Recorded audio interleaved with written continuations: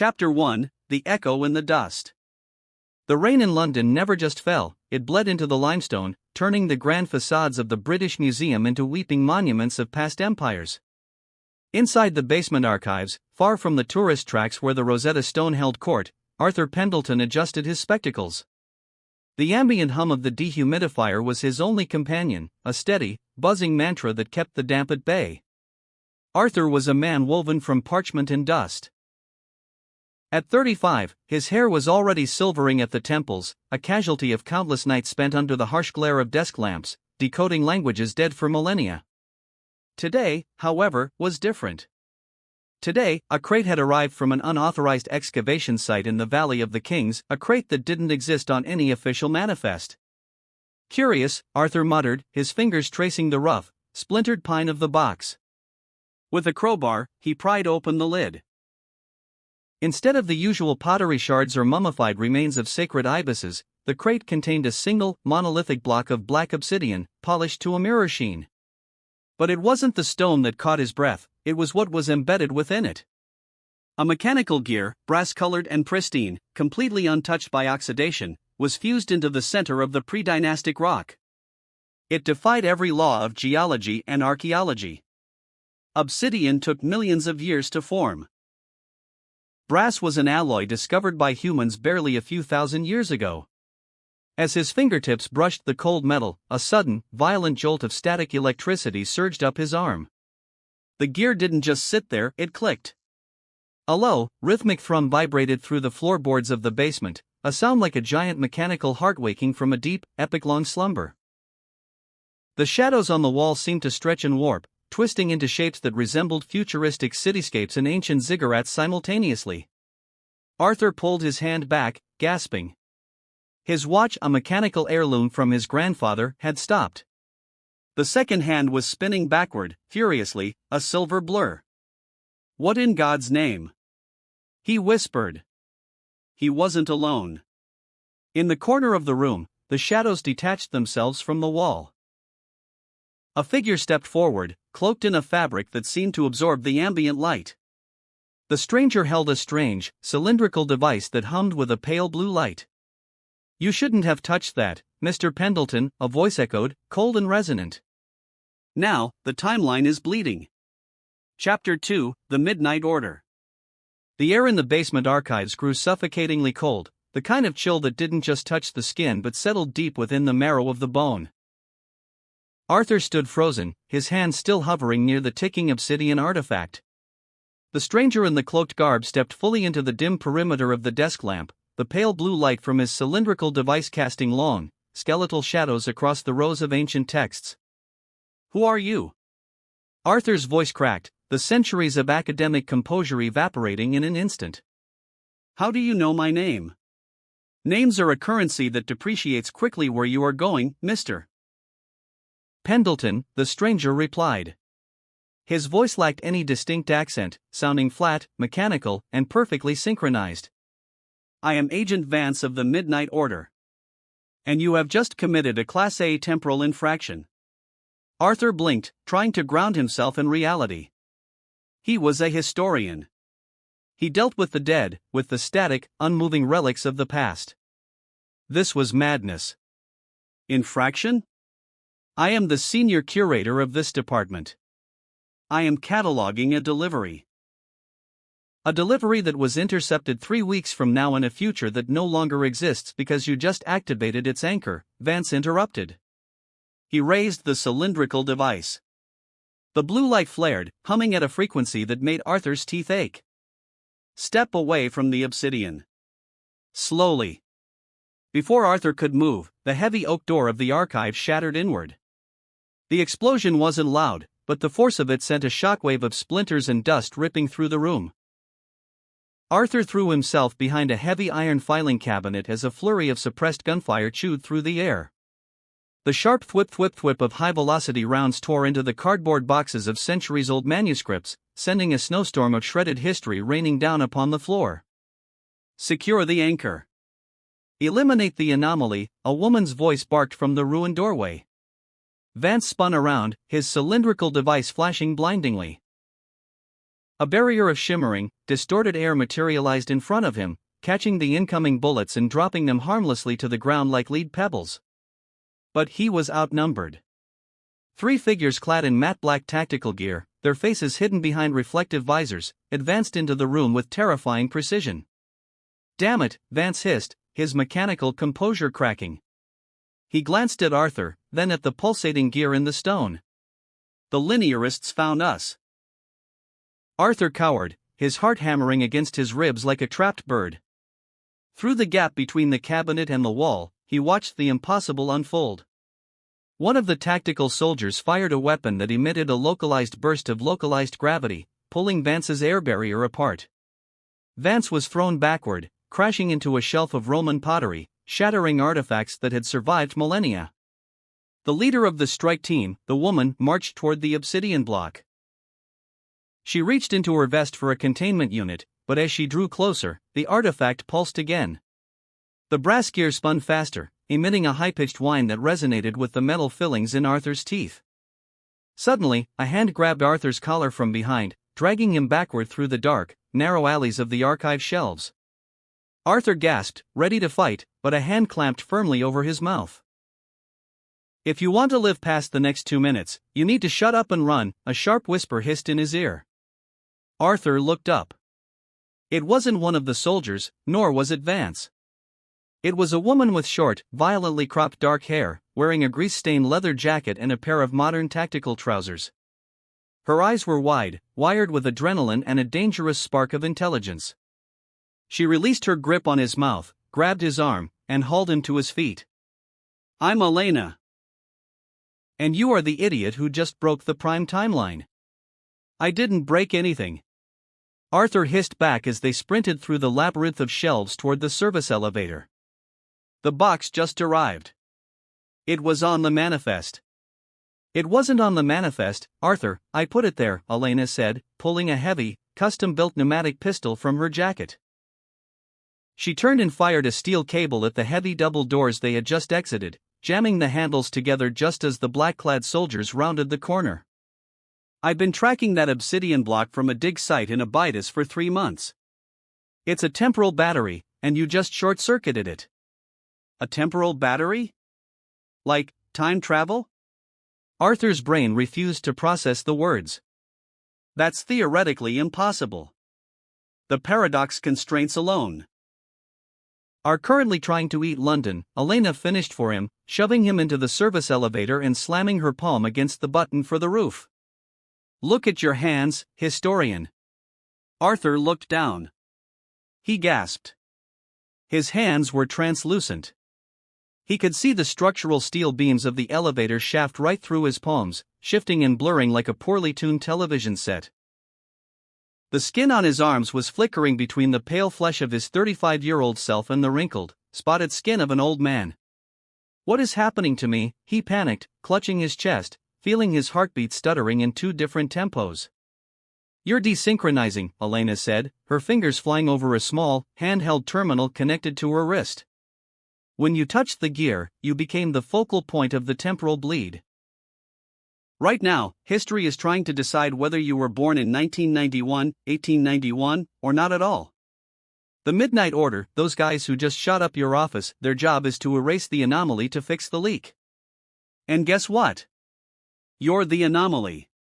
The elevator shuddered violently, stopping between floors. The lights flickered out, replaced by an eerie, pulsing crimson emergency glow. From below, the sound of metal shearing echoed up the shaft. They were cutting through the cables. "They're coming," Arthur whispered, the reality of his imminent death finally breaking through his academic detachment. "We're trapped." "We're never trapped," Elena grunted. She reached up, punched open the ceiling hatch of the elevator car, and hauled herself up with practiced ease. She reached back down, offering Arthur her hand. "Come on. Unless you want to see what a localized temporal collapse does to human biology. Hint, it involves turning inside out." Arthur swallowed hard, took her hand, and climbed out into the dusty darkness of the elevator shaft. Above them, the exit to the roof was only 30 feet away, but below, the roof of the elevator car they had just vacated exploded in a shower of sparks. The black-clad linearist soldiers were coming up the cables like spiders, their visors glowing a cold, menacing red in the dark. "Hold on to me," Elena ordered, clipping her harness to a secondary guide rail. "What? Hold on." Arthur wrapped his arms around her waist just as Elena pulled a small, metallic sphere from her belt and dropped it down the shaft. As it fell, the sphere expanded, releasing a wave of distorted blue energy, the exact opposite frequency of the artifact's pulse. The moment the wave hit the soldiers, their movements slowed to an absolute crawl. Arthur watched in sheer disbelief as a bullet fired from one of their guns emerged from the barrel at a snail's pace, drifting through the air like a lazy insect. "Stasis field," Elena muttered, pulling a trigger on her wrist device. A pneumatic winch engaged, rocketing them upward toward the roof exit. They burst through the maintenance hatch into the cool, rain-slicked London night. The air tasted of ozone and wet soot. But the skyline was wrong. Arthur stumbled onto the gravel roof, looking out over the city. The Shard was there, but beside it, towering into the clouds, was a massive, neo-Gothic cathedral that hadn't existed when Arthur went to work that morning. The Thames looked wider, its banks lined with strange, glowing bioluminescent docks, while old-fashioned steamships shared the water with sleek, silent hydrofoils. The sky itself was fractured, split by a glowing violet tier that stretched from the horizon to the zenith. "The timeline is already fracturing," Elena said, her face pale as she looked at the sky. "The London of 2026 is colliding with alternative iterations. We have minutes before the local reality collapses entirely. Where do we go?" Arthur asked, his voice shaking. He looked at his hands again, they were fading faster now. He could see the gravel through his shoes. "I'm disappearing, Elena." "We need a larger power source to stabilize your anchor," she said, sprinting toward a modified, matte black delivery van parked illegally on the roof of the adjacent parking garage. A makeshift bridge of steel plating connected the two buildings. "I have a localized displacement engine in the back. If we can hook you into it, we can buy enough time to find out where the primary tier originated." Before they could reach the van, the air in front of them rippled. Agent Vance materialized out of thin air, his cloak smoking, his face bruised but expressionless. He held his cylindrical device leveled directly at Arthur's chest. "Mr. Pendleton," Vance said, his voice cutting through the wind. "You are an honorable man of science. You understand the law of conservation. One life to save 8 billion. Step forward and allow the order to reset the sequence." "He's lying, Arthur!" Elena yelled, raising her pistol. "If they reset the sequence, they don't just kill you, they erase this entire century to keep the timeline clean. They're butchers." "We are preservationists," Vance corrected coldly. "And you, Miss Vance, are a thief who stole from the Citadel." Arthur looked between the two. His mind, trained to analyze conflicting historical sources, raced. Vance offered a cold, sterile survival of the world he knew. Elena offered chaos, but she had saved his life. And more than that, Arthur's academic curiosity, the fatal flaw that had defined his entire life, wanted to know why. Why was a brass gear in ancient obsidian? "I won't let you erase me," Arthur said, his voice finding a sudden, unexpected strength. "I want to know the truth." Vance's eyes narrowed. "Regrettable." He pressed the trigger on his device. A beam of concentrated, localized time acceleration shot toward Arthur, designed to age him to dust in a fraction of a second. Elena dived, tackling Arthur to the gravel. The beam missed them by inches, striking a brick chimney stack. The bricks instantly eroded, crumbling into fine sand that blew away in the wind as if 100 years had passed in a heartbeat. Elena rolled to her feet, firing 3 rapid shots at Vance. The rounds didn't hit him, they hit the ground at his feet, releasing a cloud of dense, ionized smoke that disrupted his tracking sensors. "Run," she screamed. They scrambled across the metal bridge into the parking garage and threw themselves into the back of the black van. The interior was a chaotic mess of servers, glowing copper coils, and monitors displaying complex mathematical equations that Arthur couldn't begin to comprehend. "Sit there. Put those on," Elena commanded, pointing to a pair of heavy, metallic gauntlets wired into a massive, humming generator in the center of the van. Arthur shoved his fading hands into the gauntlets. The moment his skin made contact with the interior mesh, an agonizing shock of pure energy surged through his body. He screamed, his vision going white.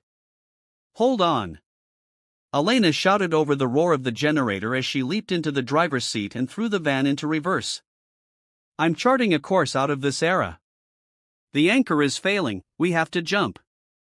Through the rear windows, Arthur saw the doors of the parking garage blow outward. Vance stood there, flanked by 5 linearist soldiers. Together, they raised their weapons, aiming at the van's engine block. "Elena! They're going to shoot!" Arthur yelled, his body locked in a spasm of temporal stabilization as his hands solidified once more. "Initiating displacement." Elena roared, slamming her hand onto a massive red switch on the dashboard. The world didn't explode, it imploded. The sound of gunfire, the roar of the wind, the sight of the fractured London skyline. All of it was violently sucked into a single, microscopic point of infinite density. The van shook so violently that the steel panels began to warp. Arthur felt his consciousness being pulled in opposite directions, his memories stretching across centuries. Then, a sudden, deafening silence. The violent shaking stopped. The harsh glow of the monitors flickered and died, leaving only the dim, amber light of the van's dashboard. The smell of burning electronics and ozone filled the cramped space. Arthur slowly opened his eyes. The pain was gone. He looked at his hands, they were solid, real, and completely opaque. He let out a long, shuddering breath. Did we make it? Are we safe?" Elena didn't answer immediately. She was staring out the front windshield, her hands trembling on the steering wheel. "Define safe," she whispered. Arthur crawled forward between the seats to look through the windshield. The parking garage was gone. London was gone. The van was parked on a thick layer of cobblestones, surrounded by dense, suffocating yellow fog that smelled heavily of coal smoke, horse manure, and cheap gin. Gas lamps flickered dimly through the murk, casting long, eerie shadows across the narrow street. From somewhere in the distance, the deep, solemn chimes of a clock tower echoed through the damp air. Arthur counted the strokes. 1, 2, 3. "Those are the chimes of Big Ben," Arthur whispered, his historical instinct kicking in. "But the pitch is lower. The clock tower hasn't been retrofitted yet." A newspaper blew across the wet cobblestones, flattening itself against the van's bumper. Arthur squinted through the grime to read the faded print of the front page. The Daily Telegraph, October 14, 1888. "Horror in Whitechapel, another victim of the leather apron found." Arthur's blood ran cold. "Elena, we're in Victorian London. During the Autumn of Terror." "It's worse than that," Elena said, pointing to a small screen on the dashboard that was rapidly flashing an alert in red text. "My sensors are picking up a high-frequency temporal signature 3 blocks from here." "Someone else is here, Arthur. Someone from the future. And they aren't just visiting." She looked at him, her eyes grim. "The Whitechapel murders? They aren't supposed to happen like this. Someone is rewriting the identity of Jack the Ripper using modern tech. If we don't stop them, the future we just left won't just be fractured, it will be completely overwritten." From the shadows of the foggy alleyway ahead, a faint, rhythmic clicking sound echoed. It was the distinct, unmistakable sound of a mechanical brass gear. Chapter 3, The First Paradox. The yellow fog of 1888 clung to the van's windshield like grease. Inside, the only light came from the dying embers of Elena's dashboard monitors, throwing a sickly green hue over Arthur's pale face. Click. Click. Click. The sound from the alleyway was hypnotic, a precise, metallic rhythm that didn't belong in the era of steam and horse-drawn carriages. It was the exact frequency of the gear Arthur had touched in the British Museum basement. Only sharper, faster, like a countdown. "We have to go," Elena said, her voice dropping to a tense whisper. She unbuckled her harness and reached into the back of the van, pulling out 2 heavy wool cloaks. she tossed one to Arthur. "Put this on. A man in a modern tweed jacket and a woman in a leather coat will get us thrown into bedlam before the night is out." Arthur caught the cloak, his hands still slightly numb from the stabilization gauntlets. "Elena, if we interfere with whatever is happening out there, don't we risk worsening the paradox? Every rule of temporal mechanics is currently being shredded by whoever is carrying that device," she interrupted, throwing the cloak over her shoulders and pulling the hood up to obscure her short hair. "The Midnight Order believes in cutting out the diseased limb. They'd wipe this entire century to fix a glitch. My philosophy? We find the parasite and extract it. Now move." They stepped out of the van, their boots squelching into the wet, filth-strewn cobblestones of Whitechapel. The stench was immediate and overwhelming, a suffocating mixture of cheap gin, rotting offal, and the acrid, sulphurous bite of coal smoke. The street was deceptively quiet, but the shadows felt alive. In 1888, London's East End was a powder keg of poverty and fear. The news of the Whitechapel murders had already turned these labyrinthine alleys into a hunting ground of paranoia. Elena led the way, a small, modified pocket watch in her hand. It wasn't telling time, its needle was spinning wildly, tracking the localized chronal displacement. Arthur followed close behind, his eyes darting to every darkened doorway.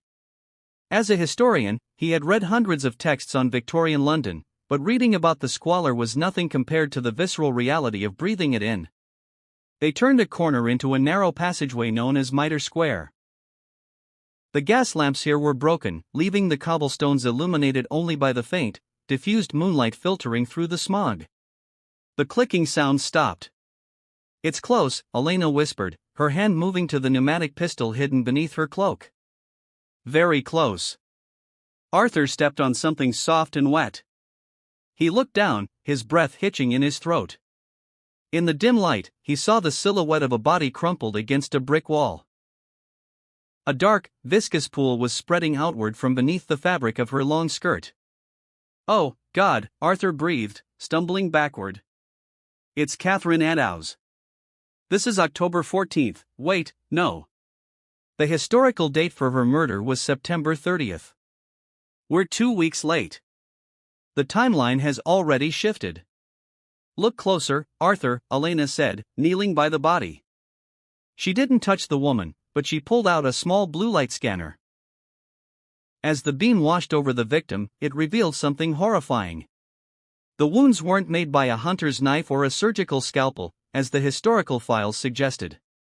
The incisions were perfectly cauterized, glowing with a faint, residual ultraviolet residue. "A plasma blade," Elena muttered, her jaw tightening. "This isn't Jack the Ripper. This is an executioner from the 24th century. But why?" Arthur asked, his academic mind struggling to find a motive. Why come back to 1888 just to kill the same women history already recorded as dead? It's redundant.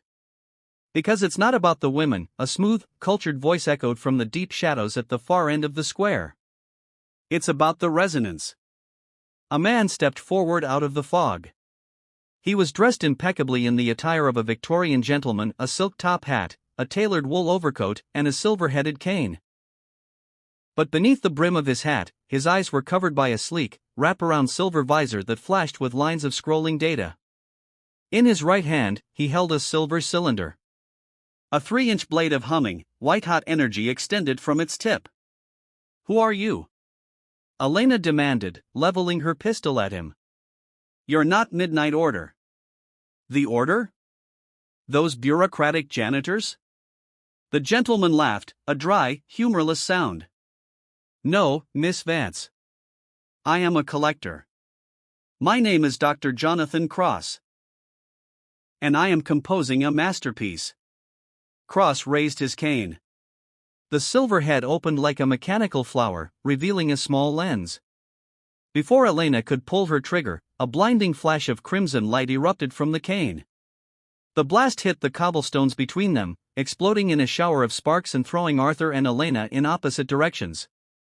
Arthur crashed into a row of wooden crates, his spectacles flying from his face. He scrambled in the dark, his fingers brushing against cold stone until he found them, shoving them back onto his bridge just in time to see Cross advancing on Elena. Elena was on her back, her pneumatic pistol kicked out of her reach. Cross stood over her, the plasma blade humming dangerously close to her throat. The Vance family has always been so protective of the linear timeline, Cross mused, his visor reflecting the white glow of his blade. But history is a canvas, my dear. If you change a single thread in the tapestry, it ruins the picture. But if you replace the thread with one of identical color and shape, the picture remains, while the fabric underneath becomes entirely yours. You're using the historical murders to anchor a localized reality pocket, Elena snarled, trying to reach a localized EMP grenade on her belt. If you match the historical body count using future technology, the timeline doesn't reject the paradox, it absorbs it. Exactly, Cross smiled. And once the timeline absorbs my presence here, I will control the economic output of the British Empire at its absolute peak. A king in a world of clockwork and coal. Arthur knew he couldn't fight this man. He was a historian, not a soldier. But he looked at the body of Catherine Eddowes, then at Elena, and then at a heavy iron crowbar leaning against the wall of the nearby warehouse, likely left behind by a dock worker. Think, Arthur, he told himself. History isn't just a record of what happened. It's a record of choices. He didn't attack Cross directly. Instead, he lunged for the crowbar and slammed it with all his might into the gas main pipe running up the side of the brick wall. The old iron pipe, brittle from decades of damp London air, shattered with a loud crack. A thick hiss of pressurized coal gas filled the square. Elena! Fire! Arthur screamed. Elena didn't hesitate. She didn't fire at Cross. She fired her pneumatic pistol directly at the broken gas pipe.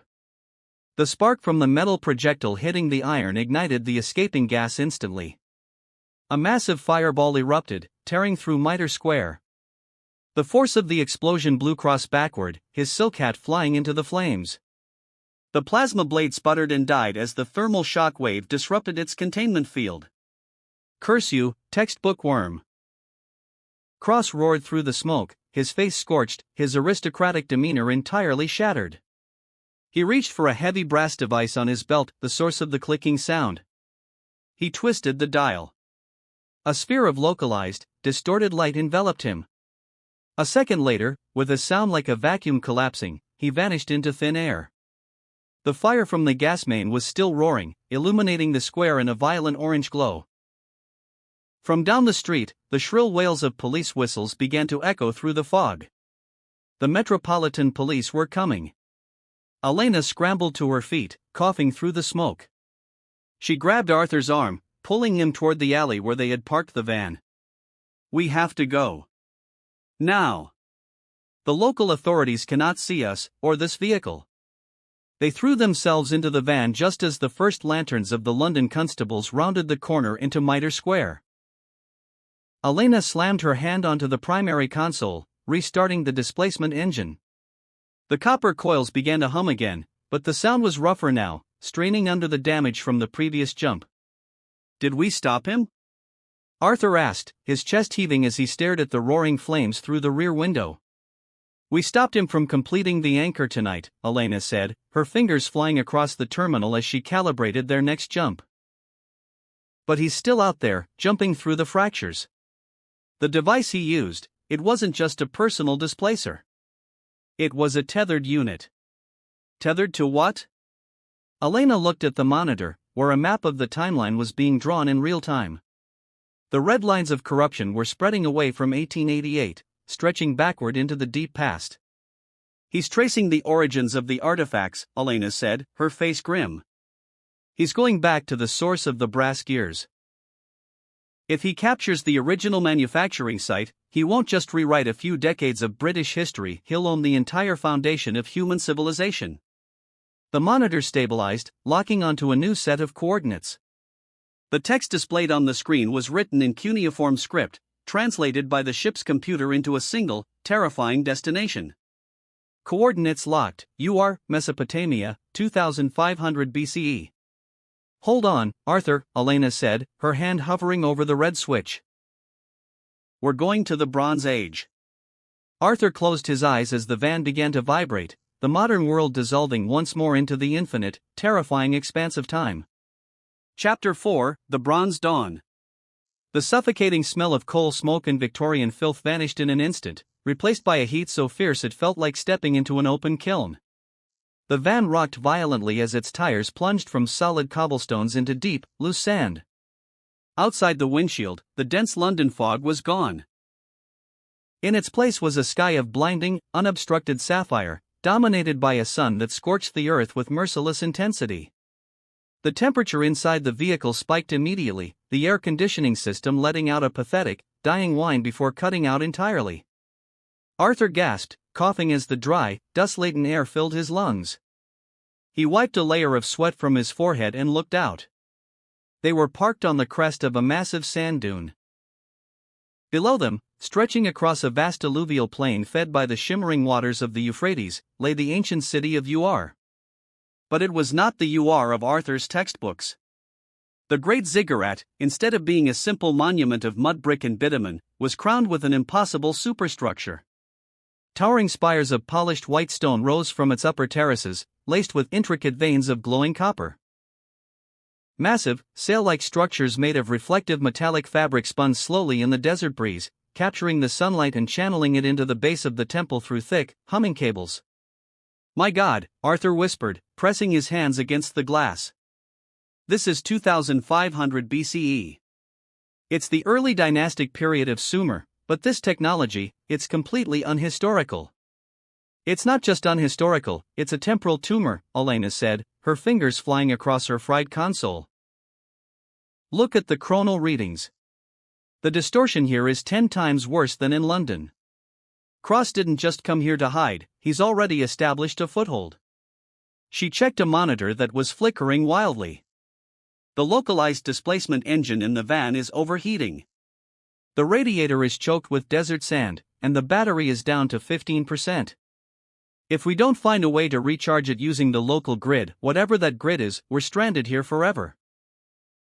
"A grid in ancient Mesopotamia," Arthur muttered, shaking his head in sheer disbelief. "The implications: if Sumeria had access to broadcast energy, the entire trajectory of human development would have bypassed the Dark Ages entirely. Why didn't this survive into our timeline?" "Because someone erased it," a cold voice answered from the back of the van. Arthur and Elena spun around. Sitting on the server racks in the shadows was Agent Vance. His midnight order cloak was torn, revealing a sleek, armored undersuit fractured by deep scorch marks. He held a kinetic sidearm leveled directly at them, his face pale and strained. "Vance!" Elena reached for her pneumatic pistol, but Vance clicked the safety of his weapon, the sound a sharp, lethal warning. "Don't, Miss Vance," he rasped, coughing up a fleck of dark blood. "I survived the temporal blast in London by hitching a ride on your displacement wake. But I am compromised. My internal chronometer is failing. If I die, my suit's self-destruct will vaporize this entire ridge." "Then let us help you," Arthur said, taking a cautious step forward, his hands raised in peace. "You said someone erased this. What do you mean?" Vance leaned his head back against the wall, his eyes tracking Arthur. "This isn't an alternative timeline, Mr. Pendleton. This is the original timeline. The Bronze Age wasn't primitive. It was the peak of human artifact integration." "The gears you found in the obsidian?" "They were the standard power units of the Sumerian Empire." "Then why does my history say otherwise?" Arthur asked, his heart hammering. "Because the Midnight Order succeeded in the future," Vance explained, his voice growing weaker. "In the year 3012, a catastrophic chain reaction of this technology destroyed the biosphere. The survivors formed the Order. We went back in time, stripped this era of its advancements, buried the artifacts in obsidian vaults, and forced humanity to restart from scratch using bronze, iron, and muscle. We created the history you know to save you from yourselves." Elena stared at him, her weapon still lowered but her eyes wide. "You lobotomized human progress." "We preserved human existence," Vance countered sharply. "But now, Dr. Cross has broken into the Abydos vault." He has brought future blueprints to King Mezzanepeda of UR. They are rebuilding the world engine at the top of the ziggurat. If they turn it on, the timeline we protected will be rewritten, and the 3012 cataclysm will trigger 5,000 years early. The van suddenly juddered. Through the windows, Arthur saw a dust cloud rising from the plains below. A squad of Sumerian soldiers was ascending the dune. They weren't riding primitive donkeys. They rode light, two-wheeled chariots constructed of high-tensile carbon fibers, propelled by silent, electromagnetic axles. The soldiers wore bronze-plated chest pieces over pressurized undersuits, carrying long spears that crackled with blue plasma arcs. "They've detected our energy signature," Elena said, throwing her cloak over her shoulders. "Vance, can you walk?" "No," Vance whispered, his eyes closing as his suit's display flashed a critical amber warning. "My anchor is dissolving. Go. Stop cross. If the engine reaches full synchronization, my order, everything I was born to protect, will cease to have ever existed." With a final, trembling breath, Vance's body began to shimmer. Like a hologram losing power, his physical form dissolved into a cloud of glowing, golden particles that drifted out through the van's ventilation slats, leaving nothing behind but his empty armor and his weapon. "He's gone," Arthur said, a profound sense of grief washing over him for a man who had been his enemy only minutes ago. "We don't have time to mourn a ghost," Elena said, grabbing Vance's kinetic sidearm and tossing it to Arthur. "Can you use this?" Arthur looked at the futuristic weapon, then down at the advancing Sumerian chariots. "I'm a pacifist, Elena." "Today you're an archaeologist with a gun," she said, opening the side door of the van. "Let's go before they surround us." They scrambled out into the blistering desert heat, sliding down the back face of the dune away from the approaching patrol. The sand burned through Arthur's leather shoes, but he kept running, his eyes locked on the massive, shimmering ziggurat in the distance. As they reached the outer perimeter of the city, the sheer scale of the anomaly became terrifyingly clear. The mud brick homes of the common citizens were retrofitted with copper conduits that bled ambient light into the narrow streets. Slaves carrying water baskets walked alongside automated, bronze-plated drones that hovered 3 feet off the ground, scanning the crowds for dissenters. "Cross is treating this place like his personal sandbox," Elena hissed, blending into the crowd of merchants clad in linen tunics. "Look there," Arthur pointed toward the grand avenue leading to the temple. A procession was marching toward the ziggurat. At the center, riding on an anti-gravity palanquin, was King Mezzanepeda, draped in gold and lapis lazuli. Walking beside him, dressed in his ruined but functional 24th-century gentleman's overcoat, was Dr. Jonathan Cross. He was shouting orders to a group of Sumerian priests who were carefully wheeling a massive, black obsidian block, the identical twin to the one Arthur had found in London. "He's installing the core," Elena whispered, her face pale. "Once that obsidian block is linked to the spires on the ziggurat, the world engine goes live." "How do we stop it?" Arthur asked, his academic mind analyzing the structure of the temple. "The ziggurat is a fortress. We can't just walk up the steps." "We don't need to walk up," Elena said, looking up at the massive metallic sails spinning on the upper terraces. "Those sails are generating a localized electromagnetic field to draw power from the ionosphere. If we can overload the ground buffer in the lower levels, the feedback loop will fry the core before it sinks." "And where is the ground buffer?" Arthur smiled, a spark of his old museum curator confidence returning. "In Sumerian architecture, the foundation deposits are always buried directly beneath the central altar of the lowest terrace, the Jipparu. It's where they kept the sacred relics. If they retrofitted the city, that's where the power conduits must meet." "Then that's our target," Elena said, checking her wrist terminal. "We have 20 minutes before the sun reaches its zenith and the engine fires." They darted through the shadows of the monumental city, dodging automated patrols and bewildered citizens, heading deep into the bowels of the ancient, neon-lit empire. Arthur held the kinetic weapon tightly under his cloak, realizing that the history he had spent his life studying was no longer a dead thing in a book. It was a war zone, and he was right in the crosshairs.